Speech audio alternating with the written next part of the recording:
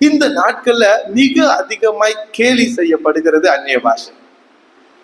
தேவன் அறியாத மற்ற மனிதர்களாலும், ஏன் தேவன் அறிந்திருக்கிறோம்னு சொல்லிக்கிட்டு தேவனை விட்டு தூரமாய் தங்கள் உதடுகளினாலே அவருக்கு பிரியமாய் இருந்து இருதயத்துல உள்ளத்தில் அவருக்கு தூரமானவர்களாலும் இன்றைக்கு அந்நிய பாஷை என்பது மிக மிக என்ன பண்ணப்படுது, கேலி செய்யப்படுகிறது. ஆனா பரிசுத்த ஆவியானவருக்கும் பரிசுத்த ஆவியை பெற்றிருக்கிற தேவ பிள்ளைகளுக்கும் அந்நிய பாஷைக்கு சம்பந்தம் உண்டு. ஆமென். அந்நிய பாஷை பேசாமலேயே அந்நிய பாஷை பேசுகிறது போல நம்பிக்கொண்டு நடிக்கிறவர்கள் இருக்கிறார்கள். அந்நிய பாஷை பேசாமலேயே உளறுகிறவர்கள் கூட இருக்கிறாங்க. ஆனா அவங்க உண்மையிலேயே அந்நிய பாஷை தான் பேசுறாங்களா இல்ல அவங்க உளறுகிறார்களா அப்படின்றது பகுத்தறிகிற வரத்தை பெற்றவர்களால மாத்திரம்தான் சொல்ல முடியும். ஆவியானவர் பகிர்ந்தளிக்கிற வரங்களில பகுத்தறிவு வரம்னு ஒண்ணு இருக்கு. அந்த ஆவிகளை பகுத்தறிகிற வரத்தை உடையவர்கள் என்ன பண்ணுவாங்க தெரியுமா? இவங்க பரிசுத்த ஆவியினால அந்நிய பாஷை பேசுறாங்களா இல்ல வஞ்சிக்கிற ஆவியினால அந்நிய பாஷை பேசுறாங்களா, பிசாசினால பேசுறாங்களா இல்ல நடிக்கிறாங்களான்னு சொல்லி என்ன பண்ணிடுவாங்க, திட்டமாய் சொல்லிடுவாங்க. இப்படி வரத்தை பெறாமலேயே ஒருத்தர் என்ன வகையில அந்நிய பாஷை பேசினாலும் அதுக்கு எதிராக நாம் பேசும்போது நம்மளை அறியாமலேயே நம்ம என்ன பண்ணிடுவோம், ஆவியானவருக்கு விரோதமா. தீர்க்கதரிசி பெர்னார்ட் பிளஸிங்னு ஒரு தேவ மனிதர் இருக்கிறார். அங்க ஒரு அம்மா ஆவியில நிரம்பி அந்நிய பாஷை பேசிட்டு இருந்தாங்க. தீர்க்கதரிசி பெர்னார்ட் பிளஸிங்ல அவங்களுக்கு நேரா கையை நீட்டி அதை குடிச்சு இங்க தூக்கிட்டு வாங்கன்றாரு. அவங்க பயங்கரமா பரிசுத்த ஆவியில நிரம்பி அந்நிய பாஷை அதை இங்க தூக்கிட்டு வாங்கன்றாரு. தூக்கிட்டு வந்தாங்க பாருங்க, அவரு பாபாய் பாபாய் தான் சொல்லுவாரு. சாத்தானுக்கு பொல்லாத ஆவியெல்லாம் போராட மாட்டார். பாபாய் பாபாய் சொன்ன அது கீழே கத்த ஆரம்பிச்சிருச்சு. மறுநாள் கூட்டத்துல ஒரு வாலிப சகோதரி ஒரு மாதிரி வித்தியாசமா இந்த ஸ்கிரீமிங் சொல்லுவாங்களே, கத்துக்கிட்ட என்னமோ பண்ணாங்க. எனக்கு பால்கனி மேல இருக்கிற எனக்கு தொந்தரவாகுது. அவங்கள பிடிச்சி தூக்கிட்டு வர வாலண்டியர்ஸ் போறாங்க, அவங்கள தொடாதீங்க, அவங்க மேல பரிசுத்த ஆவியானவர் இறங்கி இருக்கிறார். அவங்க நம்மளுக்கு பார்க்க எப்படி இருக்கு, தொந்தரவா இருக்கு. ஆனா அவங்க மேல யார் இறங்கி இருக்கிறான்னு சொல்றாரு. அப்பதான் யோசிச்சேன், இதுதான் பகுத்தறிவு போல இருக்கு. இதுதான் அப்ப ஆவியில நாம் வளர வேண்டும். உண்மையாவே என் அனுபவத்துல இருந்து கூட சொல்றேன், ஆண்டவருடைய பிள்ளைகள் அதிகமான நேரத்துல ஜெபிக்கவும் ஆண்டவரோட நெருங்கி உறவாடவும் உண்மையாகவே நமக்கு அந்நிய பாஷைன்றது ஒரு பிரயோஜனம் உள்ளதாக தான் இருக்குது. இருந்தாலும் அந்நிய பாஷையை குறித்த சரியான அறிவு தேவ பிள்ளைகளுக்கு இருக்க வேண்டும். அல்லேலூயா. நீங்க ஒரு வசனத்தை கொண்டுதான் இந்த வேத பாடத்தை நாம் கற்றுக்கொள்ள போகிறோம். செப்பனியாவின் புஸ்தகம் 3ஆம் அதிகாரம். செப்பனியாவின் புஸ்தகம் 3ஆம் அதிகாரத்தின் 9ஆம் வசனத்தை ஒருவர் வாசிப்போம். நல்ல கவனிங்க. ஜனங்கள் எல்லாரும் கர்த்தருடைய நாமத்தை தொழுது கொண்டு ஒருமனப்பட்டு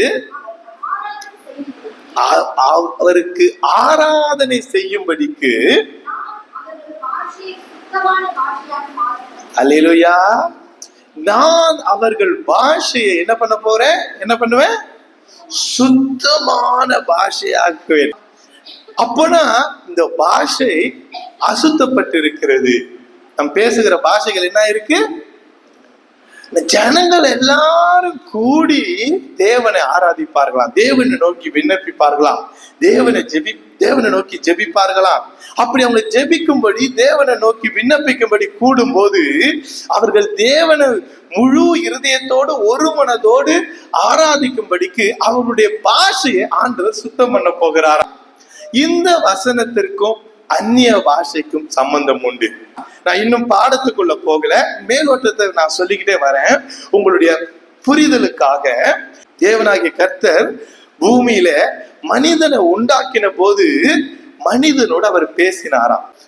ஆதாமை உண்டாக்கின போது ஆதாமோடு பேசினாராம்.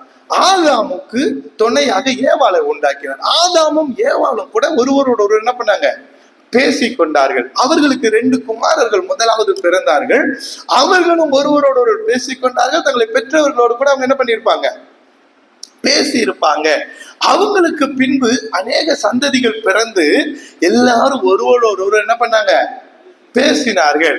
அவர்களுக்கு அவர்களுடைய பாஷையில களங்கம் இல்லாமல் இருந்தது. அவர்கள் பாஷை எல்லாம் ஒரே பாஷையா இருந்தது. ஆதாமில இருந்து நோவாவின் குடும்பம் வரைக்கும் எப்படிப்பட்ட பாஷை இருந்தது, ஒரே பாஷையா இருந்தது. 2 பாஷை இல்ல, பல பாஷைகள் இல்ல, ஒரே பாஷையா இருந்தது. இப்போ இவங்க எல்லாரும் சேர்ந்து என்ன பாஷையை பேசிக் கொண்டிருந்தார்கள்? இதான் மிகப்பெரிய கேள்வி இன்னைக்கு. ஆதாம் என்ன பாஷை பேசிட்டு இருந்தார்? ஆதாம் பேசின மொழி என்ன? எனக்கு தெரிந்த ஒருத்தர் சொன்னார், ஆதாம் தமிழ்ல தான் பேசியிருப்பார். அதான் கல் தோன்றி மண் தோன்றா காலத்திலே முன் தோன்றிய மொழி அப்படின்னு சொல்லி, கண்டிப்பா மூத்த குடி தமிழ் குடி தான். ஆதி மனுஷனும் தமிழனா தான் இருக்க முடியும், அது ஆதாமா தான் இருக்க முடியும். கேட்கவே ரொம்ப சந்தோஷமா இருந்துச்சு. ஏன் சொல்லுங்க, ஏன் சந்தோஷமா இருந்துச்சு? நானே ஒரு தமிழன் தானே, அது ஒரு சந்தோஷம். சரி, இன்னொருத்தர் சொன்னாரு அது எபிரேய மொழி. ஏன் தெரியுமா? மோசேவே எபிரேய மொழியில் தான் பேசினாரு, ஆபிரகாம் எபிரேய மொழி தான் பேசினார். எபிரேய மொழி இந்த மொழி நீங்க சொல்லுங்க, இன்னைக்கு ஒரு முடிவுக்கு வருவோம். கண்டிப்பா அது நமக்கு அவசியமா இருந்திருந்தா, ஒருவேளை இப்ப பேதுரும் மற்ற சீஷர்களும் போய் இயேசு இடத்துல, இயேசுவே ஆதாம் பேசின மொழி என்ன மொழி அப்படின்னு கேட்டு இயேசு சொல்லிப்ப, அது உன் வேலை. அது தெரியறதுனால உன் ஆவிக்குரிய ஜீவியத்துல ஒரு படி நீ உயர போகிறதும் இல்லை, அது தெரியாததுனால உன் ஆவிக்குரிய ஜீவியத்துல ஒரு படி நீ என்ன பண்ண போறது இல்ல, பின்னோக்கி போறதும் இல்லை. அது ஒரு வேளை நம்முடைய ஆவிக்குரிய ஜீவியத்துக்கு பிரயோஜனமானதா இருக்குமானால் கண்டிப்பாக தேவன் அதை நமக்கு என்ன பண்ணிருப்பாரு, எழுதி வச்சிருப்பார். ஆபிரகாம எபிரேயன் அப்படின்னு எழுதினவருக்கு அவன் எபிரேய மொழியில இதை எழுதினான் அப்படின்னு சொல்லி எழுதுறதுக்கு என்ன ரொம்ப பெரிய ஒரு தடை இல்லை. அது உனக்கு தேவையில்லை. ஒரு கடைசி நாட்கள்ல சில நூதனமானவர்கள் வருவாங்க. யார் வருவா? சபையை வஞ்சிக்க விபசாரத்தையோ வேசித்தனத்தையோ விக்கிரகத்தையோ கொண்டு வந்து சபையை அழிக்க முடியாத சில பேர், வேதத்துல யாருக்கும் தெரியாததெல்லாம் எனக்கு தெரியுது பாருங்கன்னு சொல்லி அழிக்க வருவார்கள். என்ன பண்ணுவாங்க? கடவுளின் பேர் என்னன்னுவாங்க, திடீர்னு அந்த இது எங்க இருக்குன்னுவாங்க, இது அங்க இருக்குன்னுவாங்க.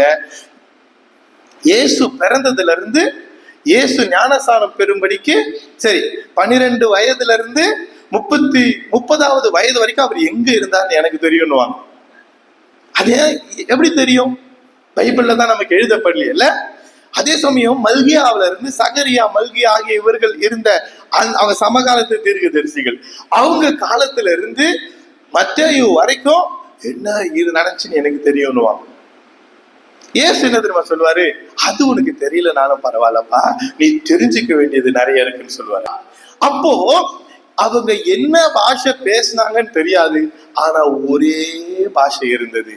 ஆதாம் ஏவாள்ல இருந்து நோவா வரைக்கும், நோவாவின் குடும்பம் வரைக்கும் சில காலம், நோவாவில இருந்து சில காலம் வரைக்கும் எத்தனை பாஷை இருந்தது? ஆதியாகமத்தின் புஸ்தகம் 11ஆம் அதிகாரத்தின் 1ஆம் வசனத்தை வாசிப்போம். ஆதியாகமம் 11:1. பூமி எங்கும், இந்த வார்த்தை ரொம்ப முக்கியம், பூமி எங்கும் ஒரே பாஷையும் ஒரே விதமான பேச்சும் இருந்தது. ரெண்டுத்துக்கு வித்தியாசம் உண்டு. ஒரே ஒரு பாஷை, அந்த பாஷை பேசப்படுகிற விதமும் எப்படியா ஒரே விதம். இப்போ பற்பல பாஷைகளாக பிரிந்திருக்கிறது. இப்ப என்ன ஆயிடுச்சு? பற்பல பாஷைகளாக பிரிந்திருக்கிறது. ஒவ்வொரு பாஷைக்கும் பல விதங்கள் வந்துடுச்சு. ஒரு தமிழுக்கு மட்டும் எத்தனை விதம் இருக்கு தெரியுமா? நான் கொஞ்சம் சிந்திச்சேன். எங்க ஊர்ல எங்க ஜனங்கள், எங்க அம்மா, அவங்க அம்மா, அவங்க அப்பா, இவங்கெல்லாம் பேசுற சில வழக்க சொல்லுகளையே நான் சிந்திச்சு பார்த்தேன். இப்ப நம்ம சபையில சொன்னாலே புரியாது பாரு அப்படின்னு யோசிச்சேன். நான் நாந்து, சேர்ந்து, காந்து, இந்த 3 வார்த்தைக்கு அர்த்தம் எனக்கு சொல்லுங்களேன். இப்படி எடுத்தா உங்களுக்கு தெரியாத தமிழ் வார்த்தைகளை எக்கச்சக்கமா இருக்கு, ஏராளமா இருக்கு. இது ஆதாம் காலத்துல இருந்து நோவா காலம் வரைக்கும் எப்படி இருந்துச்சா? ஒரே பாஷை, ஒரே விதம், மாத்தி மாத்தி இல்லை. நீங்க கன்னியாகுமரி போனீங்கன்னா வேறு விதம், கோயம்புத்தூர் போனீங்கன்னா வெவ்வேறு விதம், இந்த பக்கம் எங்க போனீங்கன்னாலும் ஒவ்வொரு விதத்துல. நான் நினைக்கிறேன் இந்த பெரம்பலூர்ல இருந்து திருச்சி வரைக்கும் உள்ள தமிழ் தான் எங்கேயும் இடிக்காம தடுக்காம தெளிவா பேசப்படுதுன்னு நான் நினைக்கிறேன். இதுதான் மனுஷர்கள் விழுகைக்குள்ள போயிட்டான். மனுஷருக்குள்ள என்ன ஆயிடுச்சு? விழுந்து போச்சு. மொழி விழாம இருந்துச்சு. அவங்க மொழி என்ன பண்ணாம இருந்துச்சு? விழாம இருந்துச்சு. விழுந்து போன மனிதர்களை மீட்கிறதுக்கு ஆண்டவர் பரிசுத்தவான்களை கொண்டு பேசிக்கிட்டே தான் இருந்தார். நோவா வரைக்கும் பேசிக்கிட்டே தான் இருந்தார்ல. மீட்டணும் மீட்டணும், இவங்களை மீட்டணும் மீட்டணும். மீட்பை பார்க்கிலும் அநியாயமான வாழ்க்கை உங்களுக்கு மிகவும் பிரியமா இருந்ததுனால நோவாவுக்கு பின்பு அங்க இருந்த எல்லாம் ஒரே மனமா கூடிட்டாங்க. ஒரு மனமாய் கூடி. அதை பாடாம நம்மளுக்கு ஒரு பேரை விளங்க பண்ணுவோம். வான லாவிய அளவுக்கு வானத்தை அளவணுமா? வானம் எப்படி வானம் வரைக்கும் கட்டணுமா? எல்லாம் வாங்க செங்கல் அறுப்போம், சாந்து மண்ணில கீழ் செஞ்சு சாந்து சிமெண்ட் எடுத்து சிமெண்ட்டை கண்டுபிடிச்சு சாந்து பூசுவோன்னு சொல்லி ஒரே மனதோடு பாபேல கட்ட ஆரம்பிச்சாங்க. அல்லேலூயா. அந்த இடத்துல கடவுள் வந்து அவர்களுடைய பாஷைகளை தாறுமாறாக்கினார். ஆமென். இந்த ஆதியாகமம் 11ஆம் அதிகாரத்துல அவர்கள் பாஷைகள் தாறுமாறாக்கப்பட்டதையும் இப்ப நம்ம வாசிச்சோம்ல. எதுல வாசிச்சோம்? செப்பனியா 3:9 வாசிச்சோம்ல. இந்த பாஷையெல்லாம் தாறுமாறா பல பாஷைகளும் பல விதம் ஆயிடுச்சு. தமிழனுக்கே தமிழ் புரியல பாருங்க. பல தமிழ் இன்னும் திருவள்ளுவர் காலத்து தமிழெல்லாம் நான் இப்ப சொன்னேன்னு வச்சுக்கோங்களேன், யாருக்குமே புரியாது. இப்படி மாறி கிடக்கிற பாஷைகள் எல்லாம் அத வாசிங்க. அப்போஸ்தலர் 2ஆம் அதிகாரம் 4ஆம் வசனம். அதுக்கு வந்துருவோம். அப்போஸ்தலர் 2ஆம் அதிகாரம் 1-4 வரைக்கும் வாசிக்கலாமா? பெந்தெகோஸ்தே என்னும் நாள் வந்துச்சா? அந்த நாள் வந்த போது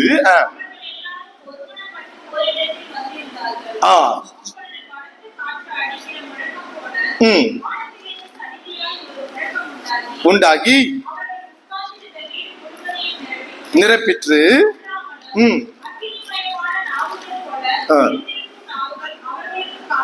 காணப்பட்டு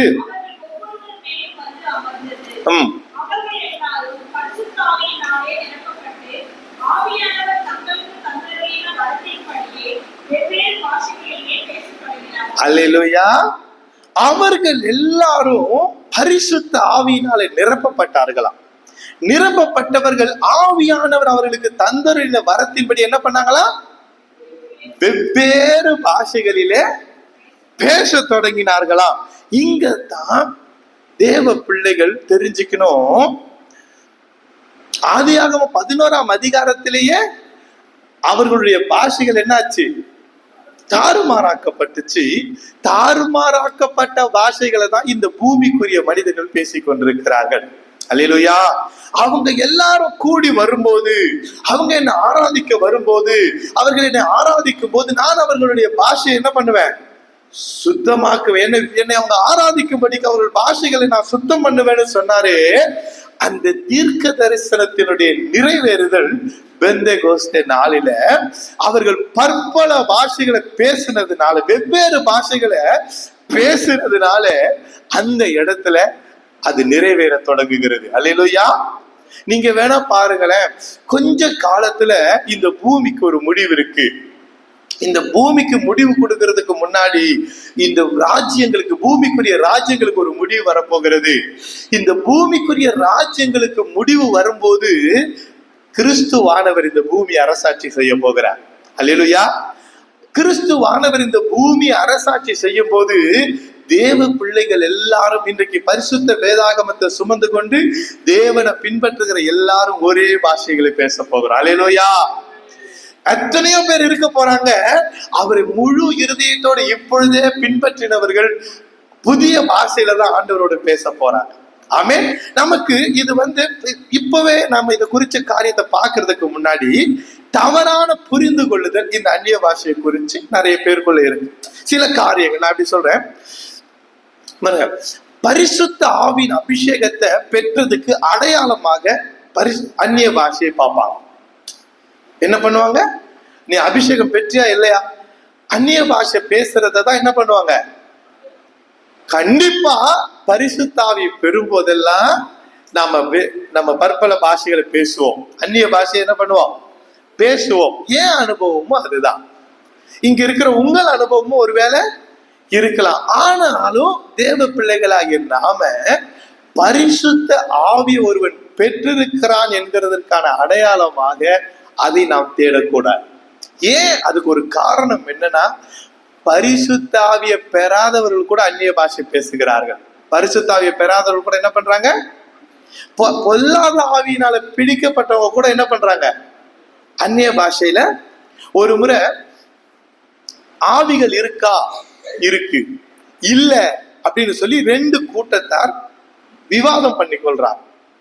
அப்ப அசுத்த ஆவிகள் இல்லைன்னு சொன்னவங்க அவங்க விஞ்ஞான பூர்வமாகவும் மருத்துவ ரீதியாகவும் பல விதங்கள்ல அதை நிரூபித்து கொண்டே இருந்தாங்க. இந்த பக்கத்துல உட்கார்ந்து இருக்கவன் எல்லாமே தப்பா எதையாவது சொல்லிட்டு இருக்கான். ஆவி வரும்போது ஒரு சிகப்பு எலுமிச்சம்பழத்தை வைத்தாங்க, ஆவி வந்துடும், இது பண்ண ஆவி எதோ சொல்லிட்டு இருக்கான். அதுக்கு நடுவுல ஒரு ஆள் எழும்பி ஒரு மனுஷன் சொல்றான், ஒரு படிப்பறிவே இல்லாத ஒரு பெண்ணை ஒரு நாள் ஒரு பிசாசு பிடிச்சிச்சு. படிப்பறிவே இல்லாத ஒரு பெண்ணை பிசாசு பிடிச்சிச்சு. அதுக்கு ஒரு தமிழை தவிர வேற எந்த மொழியும் தெரியாது. பிசாசு தன்னை பிடிச்சதுனால அது என்னமோ உளறிக்கிட்டு இருந்துச்சு. கடைசியில பார்த்தா அது ஹிந்தியில பேசிக்கிட்டு இருக்கு. அது ஹிந்தியே தெரியாது. அசுத்த ஆவி பிடிச்சு என்ன பேசிட்டு இருந்துச்சு. இது நிமித்தம் கூட இதற்காகவே பரிசுத்த ஆவியை பெற்றார்கள் என்பதற்கு நாம் அந்நிய பாஷை அடையாளமா என்ன பண்ணக்கூடாது? வைக்கக்கூடாது. ஆனா பரிசுத்த ஆவியை பெறுகிற இடத்துல அந்நிய பாஷை பேசுவாங்க. பரிசுத்த ஆவியை பெறாதவங்க கூட என்ன பண்ண முடியும்? இன்னொன்னு, நாங்க ஜெபிக்கும் போது, சகோதரர்களா ஜெபிக்கும் போது ஒரு காரியம் சொல்லுவாங்க, எல்லாரும் அந்நிய பாஷையில ஜெபிங்க. அப்பா சாத்தானுக்கு அது என்ன பண்ணாது, புரியாது. உடனே நீங்க என்ன பண்ணிடும், உங்க விண்ணப்பம் நேரா பரலோகத்துக்கு. நான் கூட இது கொஞ்ச நாளைக்கு உண்மைன்னு நினைச்சேன். அப்புறம் யோசிச்சேன், என்ன அவ்வளவு பெரிய ஆளா இல்ல?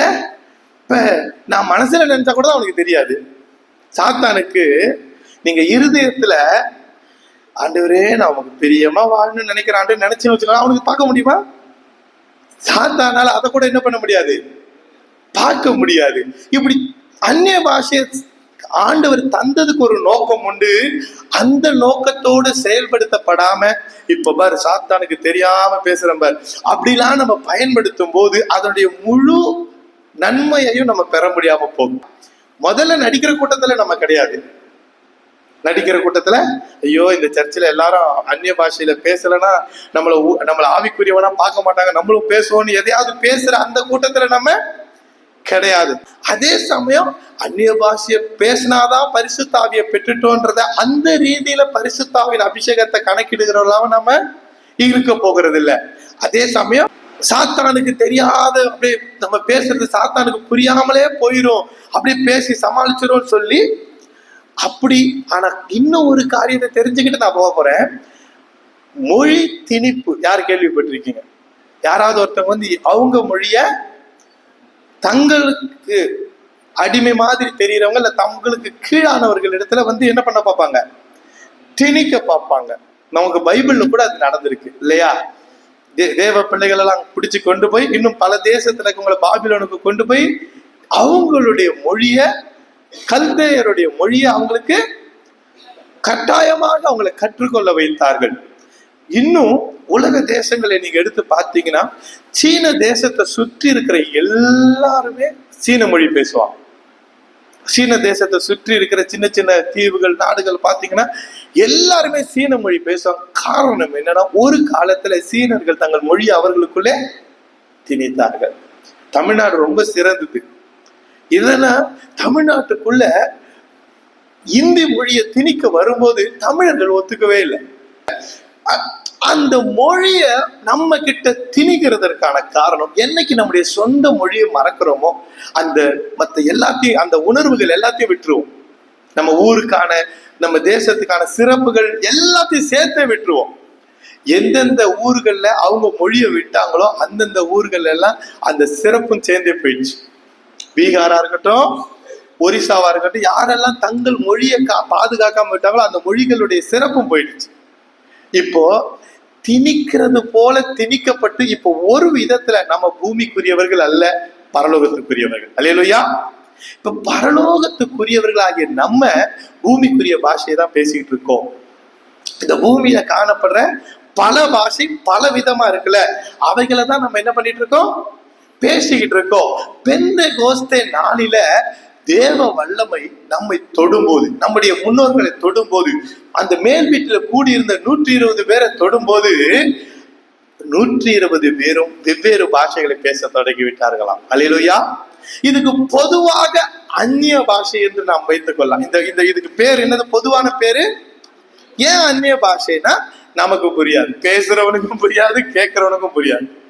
நான் இப்ப அந்நிய பாஷையில பேசுனேன்னா நான் ஒரு வேளை ஹிந்தியில பேசினா அது உங்களுக்கு அந்நிய பாஷை, எனக்கு சொந்த பாஷையா இருக்கலாம், அல்லது எனக்கு அறிந்த பாஷையா இருக்கலாம்.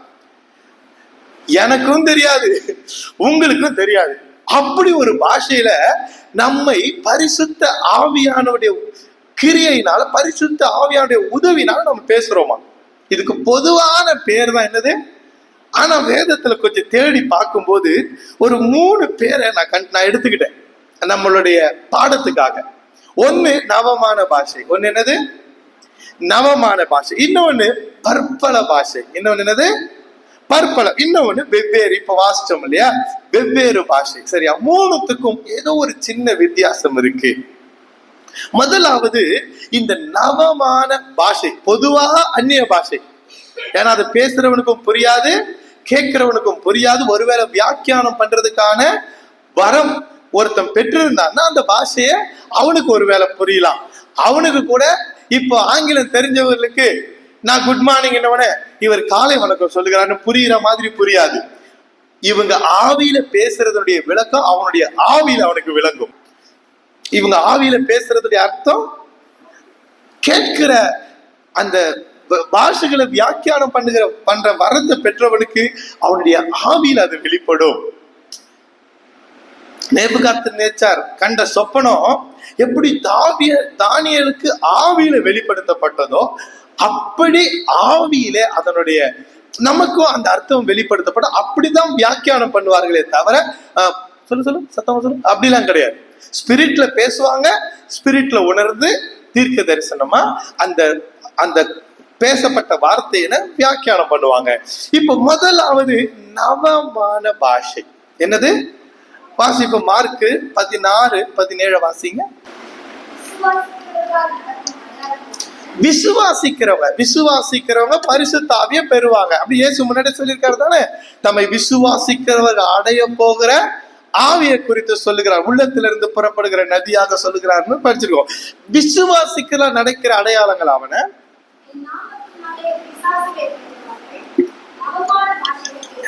அல்லேலூயா. அவங்க என்ன பண்ணுவாங்களா? நவமான பாஷைகளை பேசுவார்கள். இப்ப நவமான பாஷைன்னு சொல்லும் போது 1 கொரிந்தியர் 13ஆம் அதிகாரம் 1ஆம் வசனம், 14ஆம் அதிகாரம் 2ஆம் வசனம் வாசிக்கலனாலும் பரவாயில்லன்னு நினைக்கிறேன். இங்க பவுல் 1 கொரிந்தியர் 13:1 சொல்றாரு, மனுஷர் பாஷைகள் அதை விடுங்க, அது நமக்கு தெரியும். தூதர் பாஷைகள், நான் மனுஷர் பாஷைகளிலும் தூதர் பாஷைகளையும் பேசினாலும் அப்படின்றாரு. தூதர்கள் பேசுகிற ஒரு பாஷை இருக்கிறதா? அது அப்படியே 14:2 வாசிச்சோன்னா என்ன படிங்க?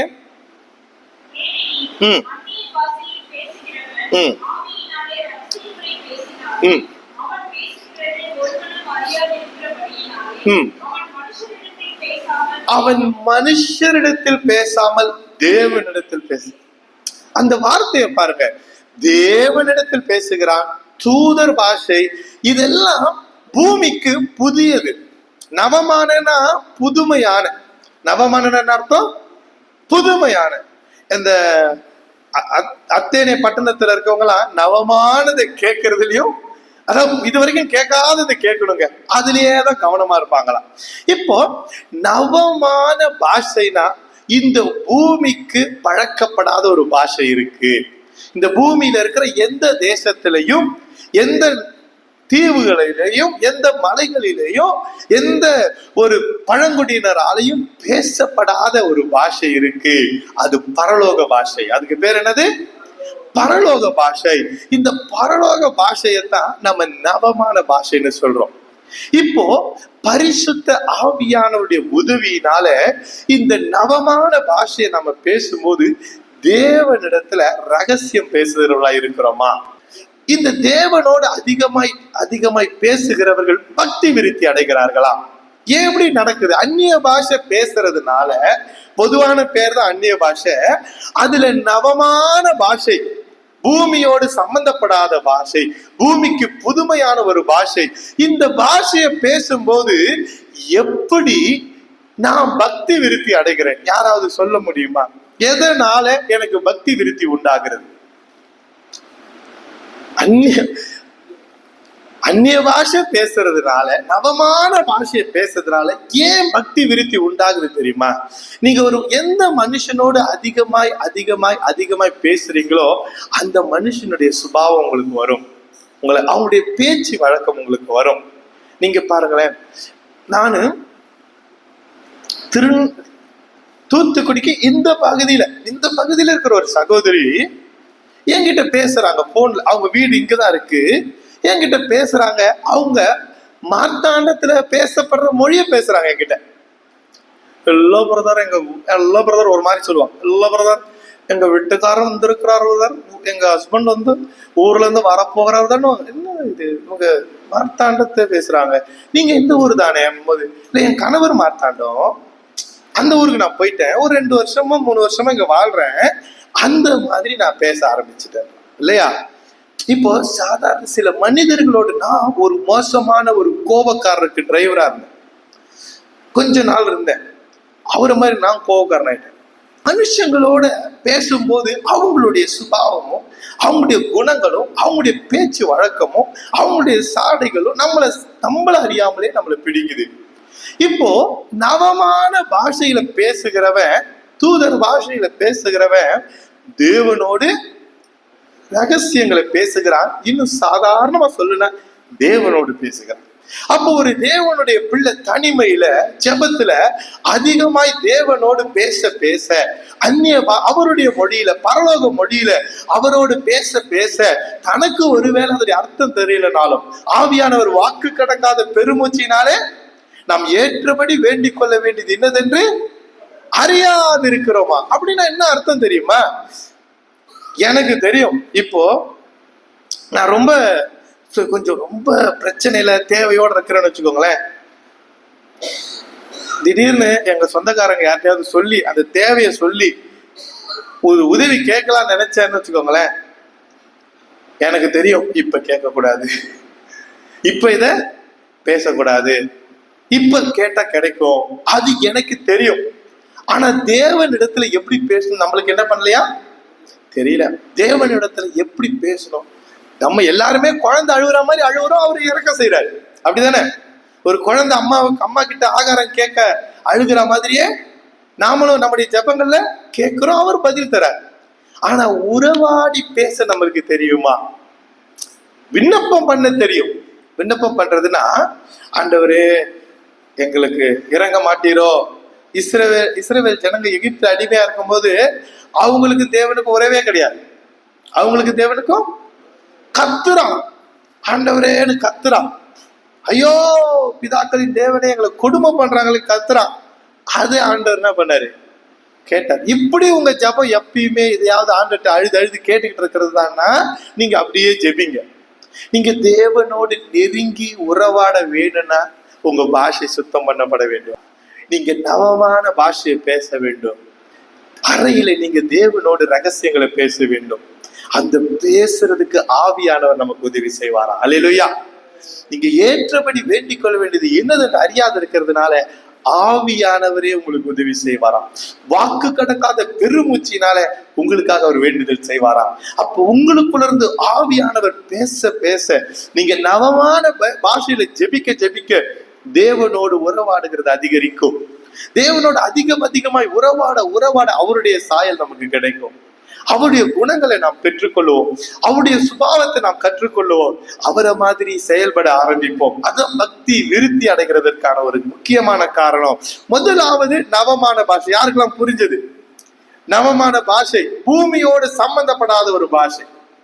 அதெல்லாம் பவுல் தூதர் பாஷைன்னு சொல்றாரு. தேவனோட ரகசியத்தை பேசுகிறதா சொல்றாரு. அதுக்கு சிம்பிளா சொல்லணும்னா பரலோக பாஷை. இது என் தனி ஜபங்களில நான் தேவனோடு பேச, நான் தேவனோடு நெருங்கி உறவாட, என் பக்தி விருத்தி அடைய எனக்கு உதவி செய்கிறது. அடுத்ததாக பற்பல பாஷை. 1 கொரிந்தியர் 12ஆம் அதிகாரத்தின் 10ஆம் வசனம்.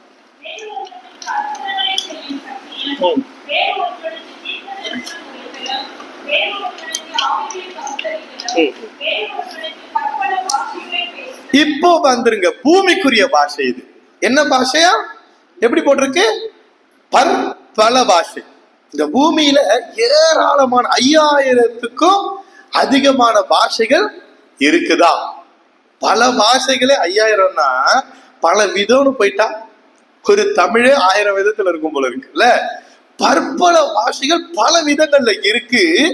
பரிசுத்த ஆவியானவர் தருகிற வரத்தினாலே இந்த பூமியில பேசப்படுகிற பல பாஷைகளை பேசுகிறதற்கு பற்பல பாஷைகளை பேசுகிற வரமாகவே ஒன்று தரப்படுகிறதா? அல்லேலூயா. யாரெல்லாம் வில்லியம் கேரி கேள்விப்பட்டிருக்கீங்க? வில்லியம் கேரி ஒரு சிலர் கேள்விப்பட்டிருப்போம். இந்த வில்லியம் கேரின்னு சொல்லப்படுகிற ஒரே ஒரு மிஷினரி மாத்திரம் 26 மொழிகள்ல பரிசுத்த வேதாகமத்தை மொழிபெயர்த்திருக்கிறார். அத 40 மொழிகளை கற்றறிந்திருக்கிறார். எப்படி? 40 மொழிகள்ல அவருடைய எழுத்துக்கள் இருக்கு. 40 மொழிகளை கற்றறிந்தவர் அது பெரிய ஆச்சரியம் என்ன தெரியுமா? 26 மொழிகள்ல பரிசுத்த வேதாகமத்தை மொழிபெயர்த்து எல்லாம் கஷ்டமா பட்டு வச்சிருக்கும் போது எல்லாம் தீப்பிடித்து எரிஞ்சிருச்சா? திரும்பவும் எழுதினார். அல்லேலூயா. நம்மளால முடியுமா? ஒரு குட்டியோண்டு புக்கு எழுதிட்டு யார் தெரியுமா என்னால புக்கு எதுக்கு யாரு நம்ம ஓவரா திரிச்சிட்டு இருக்கோம். பரிசுத்த வேதாகமத்தை பல மொழியில மொழிபெயர்த்துட்டு அது அழிக்க சத்துரு போராடுவான். நம்ம ஆளுங்க என்ன சொல்லுவாங்க? தீ பிடிச்சு எரிச்சுல இந்த வில்லியம் கேரி ஏதோ பாவம் பண்ணிருக்கான்னு இல்லைன்னு வச்சுக்கோங்களேன். ஆண்டவருக்கு சித்தம் இல்லைங்க, வேதத்தை மொழிபெயர்க்கிறது ஆண்டவருக்கு சித்தம் இல்லைங்கன்னு சொல்லி எதையாவது பேசிக்கிட்டு இருப்பாங்க. கிறிஸ்துவுக்காக எதை செய்ய முயற்சித்தாலும் அதை தடுக்க பல வல்லமைகள் போராடும். கிறிஸ்துவுக்காக நீங்க எதையாவது செய்யணும். இப்ப இந்த பைபிள் ஸ்டடி நடத்தினா அதுக்கு அவ்வளவு வல்லமை வந்து தடப்படும். அது உனக்குதான் அவ்வளவு கவலை இருக்குல்ல, எதுக்கு போய் பைபிள் ஸ்டடி நடத்திட்டு இருக்க, போய் தூங்குன்னு நம்மளே லீவ் விட்டுற சொல்லும். இன்னைக்கு எல்லாம் வீட்டிலேயே ஜெபித்துக் கொள்ளுங்கள் அப்படின்னு ஒரு அறிவிப்பை கொடு அப்படின்னு சொல்லி நம்மளை சோர்வடைய வைக்கும். நம்ம எதிர்த்து நின்று போராட வேண்டும். யோசிச்சு பாருங்களேன். அதாவது அறிவால பல மொழி பேசுறவங்க இருப்பாங்க. என்னுடைய பெரியப்பாலாம் போயிட்டே இருப்பாரு. மெடிக்கல் ஷாப் கிட்ட காரன்ட்ட போயிட்டு மலையாளத்துல பேசிட்டு இருப்பாரு. அப்புறமா ட்ரெயின் டிக்கெட் வாங்குறப்ப போய் ஹிந்தியில பேசிட்டு இருப்பாரு. சரளமா பக்கத்து வீட்டு அக்கா கிட்ட, சபியா அக்கா கிட்ட போயிட்டு உருதுல பேசிட்டு இருப்பாரு. அவர் எப்படி தெரியுமா பல பாஷைகளை பேசினாரு? அவருடைய மூளை வலிமை. பாரதியாருக்கு 14 மொழி தெரியும். பாரதியாருக்கு கவி மகாகவியா மறந்து போதுவாரு. மகாகவி பாரதியாருக்கு 14 மொழி தெரியுமா? இது பரிசுத்த ஆவியினாலயா? மூளை அறிவுனால. ஆனா கொஞ்சம் கூட மூளை அறிவு இல்லாத நமக்கு, கொஞ்சம் கூட கல்வி ஞானம் இல்லாத நம்ம அறியாத ஒரு தேசத்துல போய் கர்த்தருக்காக வாழணும்னா நமக்கு ஆவியான உதவினால் அந்த தேசத்துடைய பாஷையை சுலபமாக கற்றுத் தருவார். அல்லேலூயா. வேறு மொழி சேர்ந்தவங்க யாருக்காவது ஆண்டவருடைய அன்பை சொல்லணும்னா ஆண்டவர் ஆச்சரியமாய் நமக்கு உதவி செய்வார். அவசியத்துக்கு ஏற்றாற் போல ஆண்டவர் ஆவியானவர் நம்மளை இந்த பற்பல பாஷைகளை பேச நமக்கு உதவி. இன்னும் ஒண்ணு கடைசியா வெவ்வேறு பாஷை. அத அப்போஸ்தலர் 2ஆம் அதிகாரம் 4ஆம் வசனத்துல நம்ம இப்ப வாசிச்சோம்ல, ஆவியானவர் தந்தொருளின வரத்தின்படி அவங்க என்ன பண்ணாங்களா? வெவ்வேறு பாஷைகளை பரியாச உதடுகளினாலும் அந்நிய பாஷையினாலும் அவர்களோட நான் என்ன பண்ணுவேன்? பேசுவேன் என்று ஆண்டவர் சொன்னார். இப்போ சீஷர்கள் மேல பரிசுத்த ஆவியானவர் இறங்கி வந்த அந்த நாளில அவங்கள வெவ்வேறு பாஷைகளிலே பேச வைத்தாரா. அங்க வந்து கூடி இருக்கிறவர்கள் என்ன பண்ணாங்க? அங்க வந்து கூடி இருக்கிறவர்கள் தங்களுடைய ஜென்ம பாஷையில அவங்க பேசுறாங்கன்றத அவங்க கேட்டாங்களாம். ஆனா அந்த ஊரை சேர்ந்தவங்க இவங்க குடிச்சிட்டு உளர்றாங்கன்னு சொன்னாங்களாம். யாரு? ஏற்கனவே யோவேல் தீர்க்கதரிசி புஸ்தகத்தை வாசிச்சவங்க. யோவேல் தீர்க்கதரிசி புஸ்தகம் எங்களுக்கு ஆனதுன்னு சொன்ன வேதபாரகர்கள், பரிசேயர்கள், அவங்களுடைய பிரசங்கங்களை கேட்டவங்களுக்கு இது எப்படி இருந்துச்சு? குடிச்சிட்டு பரியாசம் பண்ணுகிறது போல, உளறுகிறது போல இருந்துச்சா? நீங்க 1 கொரிந்தியர் புஸ்தகம் 14ஆம் அதிகாரம் 21, 22 வாசிங்களேன். 21 இதோட நான் முடிக்கிறேன். 21, 22.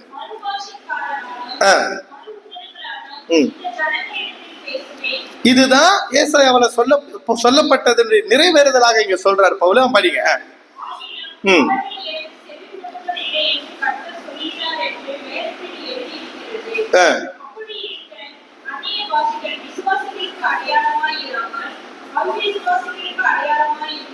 அந்நிய பாஷை விசுவாசிகளுக்கு அடையாளமா இராம யாருக்கு அடையாளமா இருக்கா? அவிசுவாசிகளுக்கு அடையாளமா இருக்கா. இப்படின்னா என்ன அவிசுவாசிக்கு அடையாளமா இருக்குன்னா, ஆண்டவர் பிள்ளைன்னு சொல்லுவான், விசுவாசின்னு சொல்லுவான், ஆனா ஆண்டவரை விசுவாசிக்கவே மாட்டான். இன்னைக்கு அன்னைக்கு பிரசங்கத்துல உன்னை கர்த்தர் இப்ப இருக்கிற 1 லட்சத்தை 50 லட்சமா மாத்த போறாருன்னு பிரசங்கம் பண்ணா, இன்னைக்கு கர்த்தர் என்னோடு பேசினாருன்னுவான். இன்னைக்கு உன்னை மனம் திரும்பிடான்னு சொல்றாரு ஆண்டவர்னு சொன்னா, பாஸ்டருக்கு ஏதோ பைத்தியம் பிடிச்சிக்கிச்சின்னு சொல்லுவான். இப்படி கர்த்தருடைய வார்த்தையை விசுவாசிக்காம, கர்த்தருடைய பரிசுத்தத்தை விசுவாசிக்காம, கர்த்தர் எதிர்பார்க்கிற அந்த வாழ்க்கையை விசுவாசிக்காம, சபையில விசுவாசி என்ற பேரோடு இருக்கிற அவிசுவாசிகளோடு ஆண்டவர் என்ன தெரியுமா பண்ணுவாரு? பரியாச உதடுகளினாலையும் அந்நிய பாஷையினாலும் என்ன பண்ணுவாரு? பேசுவாரு. அப்படிப்பட்ட அவிசுவாசிகளை, அப்படிப்பட்ட கர்த்தருடைய வசனத்துக்கு விரோதமா இருக்கிறவர்களை, உதடுகளினால் அவரை கனம் பண்ணி இருதயத்தில் அவருக்கு தூரமானவர்களை அவங்க கேட்டும் கேளாதவர்களா இருக்கும்படிக்கு, அவங்க உணராத நிலை போகும்படிக்கு அந்நிய பாஷைய சபையில பேச வைக்கிறார் ஆண்டவர். இப்ப நீங்க அந்நிய பாஷையில பேசிக்கிட்டு இருப்பீங்க, நீங்க பேசுறது என்னமோ அவனுக்கான வார்த்தையா தான் இருக்கும். அவன் தெளிவான வசனத்துல பேசினாலே கேட்கவே கீழ்ப்படியவே மாட்டான் பாருங்க. அவன் கிட்ட அந்த வெவ்வேறு பாஷையில பேச வச்சு அவிசுவாசிக்கு அடையாளம். நான் சொல்றது அங்க பவுல் சொன்னதுடைய ரகசியம். நம்ம 2 பேர் ஜெபிச்சிட்டு இருக்கோம். இப்ப 2 பேர் என்ன பண்றோம்? ஜெபிச்சுக்கிட்டு இருக்கோம், தமிழ்லயே ஜெபிப்போம், சரியா?